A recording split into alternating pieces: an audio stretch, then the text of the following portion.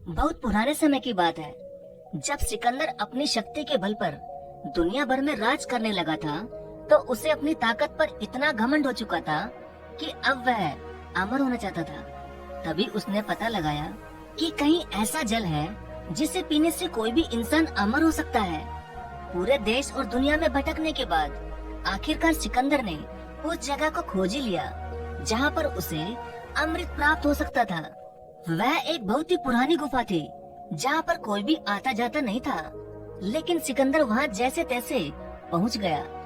देखने में वह गुफा बहुत डरावनी लग रही थी, लेकिन सिकंदर ने एक लंबी सांस ली और गुफा में चला गया।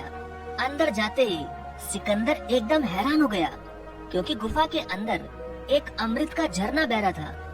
तो जैसे ही उसने जल पीने के लिए अपना हाथ आगे बढ़ाया, वैसे ही जोर से कौवे की आवाज आई।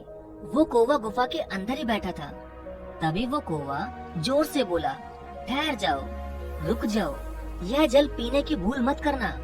तभी सिकंदर ने कौवे की तरफ देखा। वह कौवा बहुत ही बुरी दशा में वहाँ पर बैठा हुआ था।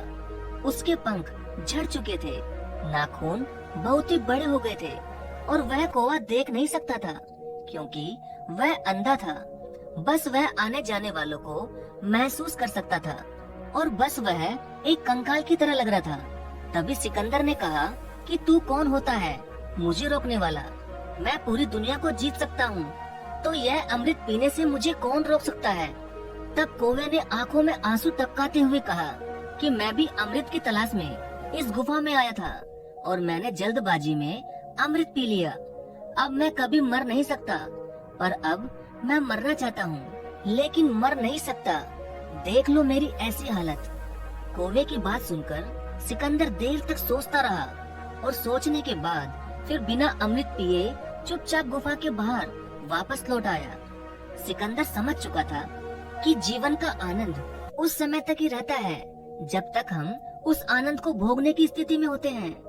वाकई में दोस्तों, सिकंदर ने अमृत ना पीकर बहुत ही अच्छा किया, क्योंकि जब तक जीवन है तब तक हमें हमेशा खुश रहना चाहिए।